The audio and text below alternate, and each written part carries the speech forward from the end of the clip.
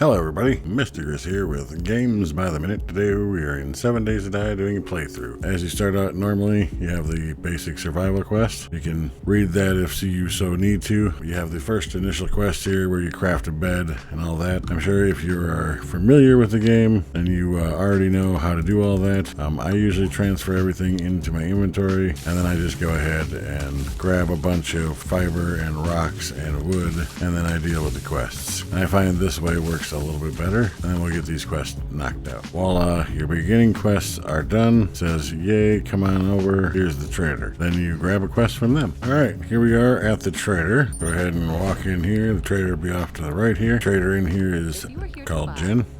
I've got the best selection of medicine in the wasteland. She's the nicest one. All the rest of them are kind of jackasses. But anyway, first thing you want to do is come down here where it says, do you have any job? And I like to pick the closest job that they have. Usually they'll have a fetch quest here too. This one doesn't at this particular time, but the fetch quests are the easiest. We're going to go ahead and do the clear zombies at 257. Someone who's willing to their hands dirty. Okay. Oh, I would kiss you, but you know, apocalypse hygiene and all. Right, so one thing I want to point out is that you can loot everything in the trader and they don't get mad at you or anything.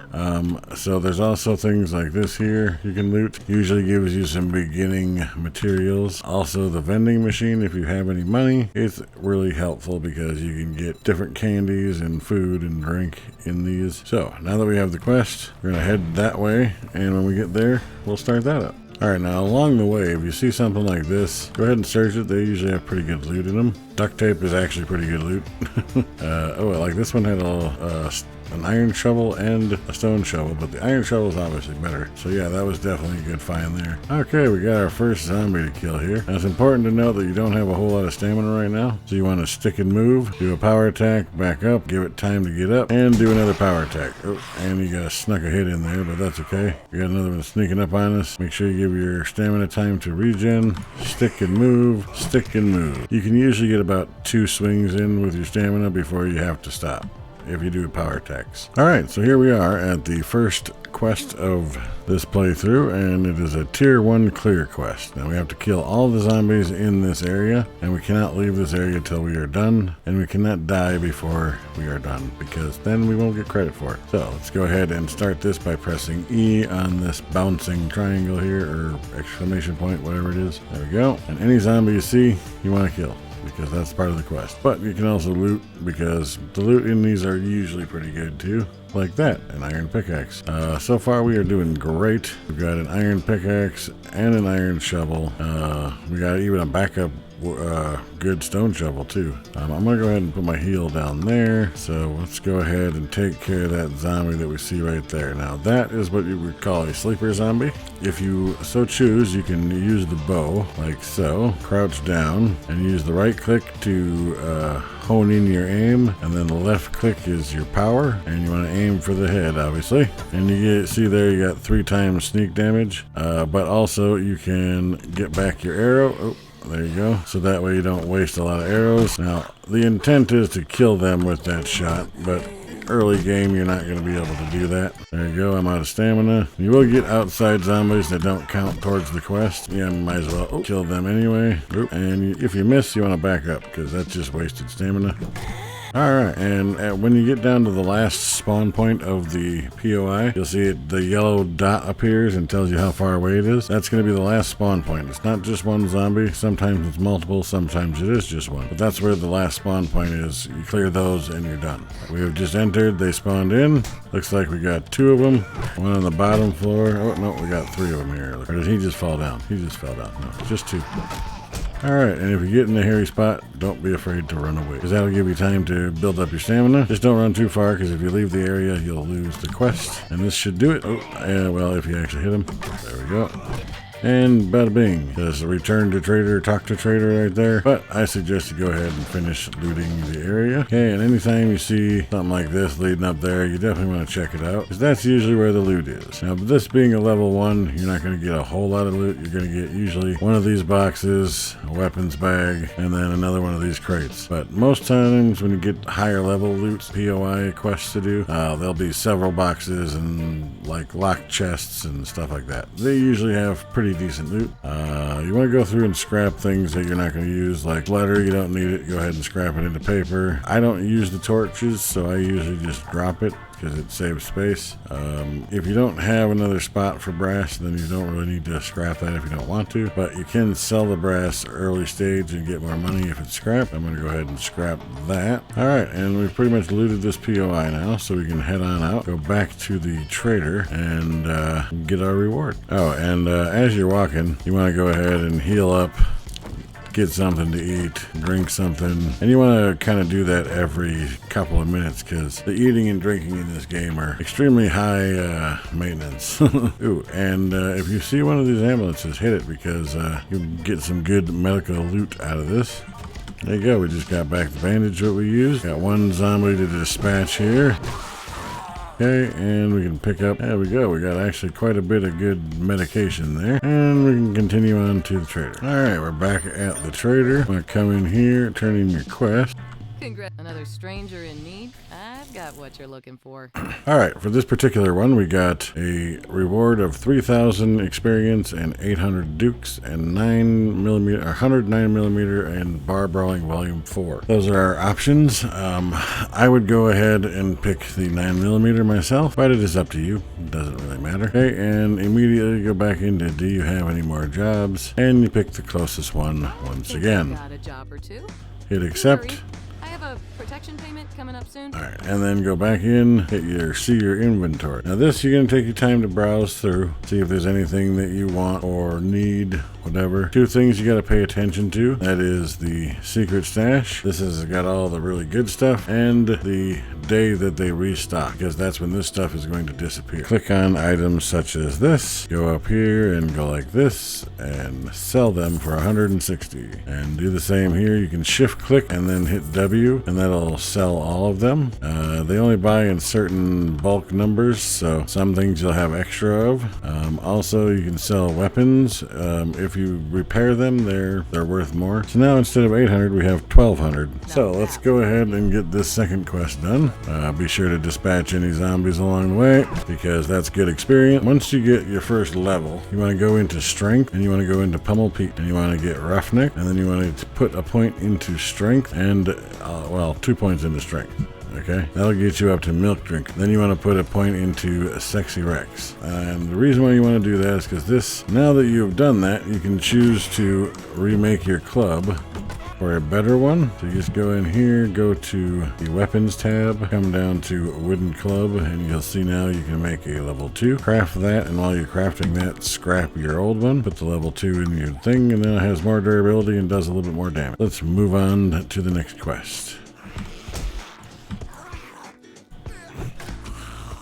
Alright, well, I rode by this ambulance here, went to go pick up some goodies and got surprised by this guy and he broke my arm. So yeah, we're in a pickle right now. Anything we do with our arm is going to damage it a little bit more and us a little bit more. So having to do a quest like this is most unfortunate. However, if you find a splint or you can make a splint, that is your best bet. And we happen to be able to make a splint. So we're going to go do so right now and use that. And that is just splinted up our arm. So now we are a little bit better off and it only takes 39 minutes to heal instead of, you know, forever. All right, here we are at the quest.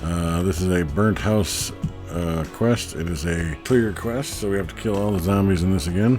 Also, you want to make sure that you are fully healed before you get in there, especially now that we are slightly damaged. Also, if you have any vitamins, take one, because that will prevent things from happening to you, like infection and such, for a short while. Not, you know, I think it's like 11 minutes there, it says right there. Oh, we got a wheel out of that one. That was nice. So when we do make a vehicle, we'll already have one wheel taken care of. All right, now most of these places are like dungeons. They have like a certain way that you're supposed to go in. So just take a circle around the place, see what you might find. If you, like right here, looks like might be an access point that is easier to get into, or you can try and jump over the fence. Looks like we got a couple of zombies around the outside here. Alright, looks like we got an opening right over here. We can come in this way, and these back doors are unlocked, and that would be the way in. So, enter with caution, obviously. Alright, we got falling zombies. They do a little ragdoll thing there, and take care of them as efficiently as possible. Alright, now you see all these little blue squares everywhere. Those are cobblestone. If you have a shovel, go ahead and grab those, because those will help build a stronger base for fighting the horde later. Alright, and you definitely want to keep your eye out for any boxes that look like this. Let's say passing gas, or working stiff tools, or shamway, anything like that. They usually have pretty good loot. Like that one had a sledgehammer, so we can go ahead and put that sledgehammer down here. That'll help us get through doors and big zombies. Alright, now we gotta jump up here and take care of the rest of the zombies that we have to take care of for this quest. And you want to keep in mind that of the time, because at 2200 zombies run, and that makes it a bit more difficult, as you might imagine.